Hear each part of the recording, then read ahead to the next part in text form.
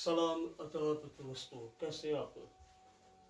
Once again आपका खातम शाहजाद शौकत आपकी हाजिर खिदमत है। वक्त को गनीमत जानते हुए आइए हम जल्दी से एक हवाला पढ़ते हैं और उसके बाद अगली बात करते हैं। ये पहला शमूल है, 28 बाब है और उसकी तीसरी आयत से मैं शुरू कर रहा हूँ। और शमूल मर चुका था और सब इसराइलियों ने उस पर नोहा करके उसे उसके शहर रामा में दफन किया था। और सौल ने जन्नात के आशनाओं और अफसूनगरों को मुल्क से खारिज कर दिया था। और फिलिस्ती जमा हुए और आकर शुनीम में डेरे डाले। और सौल ने भी सब इसराइलियों को जमा किया और वो जलबुआ में खैमाजन हुए। और जब सौल ने फिलिस्तियों का लश्कर देखा तो हरासा हुआ और उसका दिल बहुत कांपने लगा। और जब सौल ने खुदावंद से सवाल किया तो खुदावंद ने उसे ना तो ख्वाबों और ना उरीम और ना नबियों के वसीला से कोई जवाब दिया। तब सौल ने अपने मुलाजमों से कहा, कोई ऐसी औरत मेरे लिए तलाश करो जिनका आशना जिन हो, ताकि मैं उसके पास जाकर उससे पूछूं। खुदाम के पाक कलाम के पढ़े सुने जाने पर उसकी बरकत नाज़िल हो। सब कहिएगा आमीन। खुदाम का शुक्र हो। ये बहुत बड़ी बात है। ये हवाला जो हमने पढ़ा वो एक ज़बरदस्त हवाला है और बहुत से नुक्ते उठाए जाते हैं यहाँ पर। और आज मैं जो ये बात करने वाला हूँ वो बिल्कुल सिंपल है, थोड़े वक्त में, और शायद हम पॉइंट टू पॉइंट इस तक चले, आखिर तक क्या हुआ ये भी हम देखेंगे। लेकिन आज की शाम जो हम बात देखने वाले हैं वो है पहले नंबर पर के तीसरी आयत में देखते हैं कि सौल के ये कहानी सौल की ना सिर्फ सौल की कहानी है बल्कि इस दुनिया की कहानी है, हम सब की कहानी है।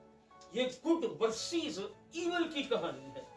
एक तरफ सौल जब खुदा की मर्जी को तलाश करने की कोशिश कर रहा है, दुआ करने वाला बंदा यानी शमूएल वो नबूवत करने वाला जा चुका है। लेकिन उसका मतलब ये नहीं है कि पीछे कोई नबी बाकी नहीं बचा था, बाकी थे। और वहां पर लिखा भी है कि ना उरीम और ना ख्वाबों और ना ही नबियों के वसीला से, यानी अंबियाजादे वहां पर थे, लेकिन कोई पैगाम नहीं आया।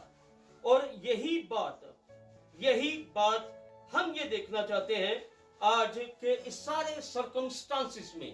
पूरी कहानी मैं आपको बता देता हूं कि हुआ आगे जाकर कुछ यूं कि आखिरकार सौल को एक औरत मिल गई और वो जिनकी आशना थी, यानी उसके मरासम जिनके साथ माने जाते थे और वो उनके लिए फाल निकालती थी। आखिरकार सौल वहां पर गया, अपना बेस बदला और वहां पर जाकर उससे कहा कि मैं एक बंदे की रूह तुम्हें बताता हूँ, एक बुड्ढे की रूह, वो तूने ऊपर बुलवानी है और तुमने उस पर काम करना है। जो मैं पूछूं वो सवाल, उसका जवाब मुझे चाहिए। उस औरत ने कहा कि क्या तू नहीं जानता कि सौल ने सारे बुरी रूहों वाले या काम करने वाले जिनके आशना जादूगर वगैरह सब मरवा दिए।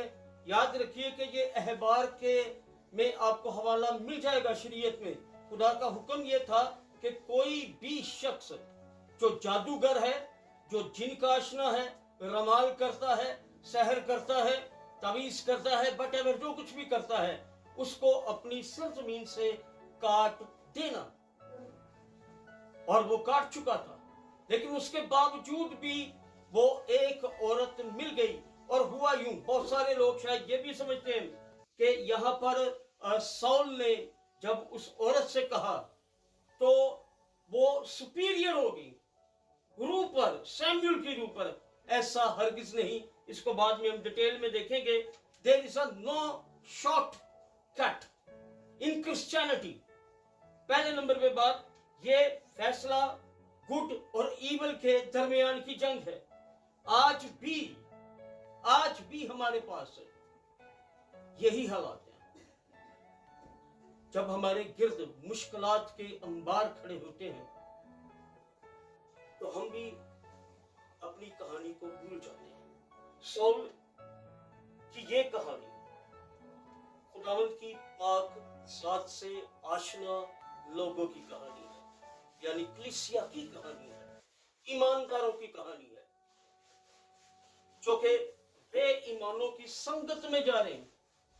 ये बड़ा केयरफुली टेंसेस हैं। इन आयात को कभी गौर से पढ़िएगा। ये आयात जो है वो आपके दिल और दिमाग में एक कॉन्टैक्ट पैदा करते हैं, एक लेगेसी ऑफ द कॉन्टैक्ट, एक इंटरमिशन यानी इंटरमेसी, जो कि एक इंटरमिशन को लेकर आती। और वो इंटरमिशन ये है कि what is between you and God. हालात पर गलबा पाने के लिए हमें खुदा की मर्जी जानना जरूरी है। ये सॉल का पहला जो था वो पहला कदम था। दूसरे नंबर पर बात ये कि सॉल कोई बुत परस्त आदमी नहीं था, एक कम्हार था, गधे चराने वाला, लेकिन बादशाह बना दिया गया। ये उसकी कहानी है और उस कहानी में बहुत कुछ है हमारे लिए। प्रॉब्लम्स आई कि सॉल डर गया।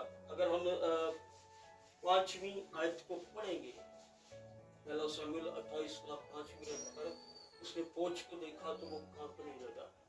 आज भी बहुत सारे हालात ऐसे हैं, आज भी बहुत सारे खानदान ऐसे हैं। मुश्किल के वक्त हम खुदा को भूल जाते हैं।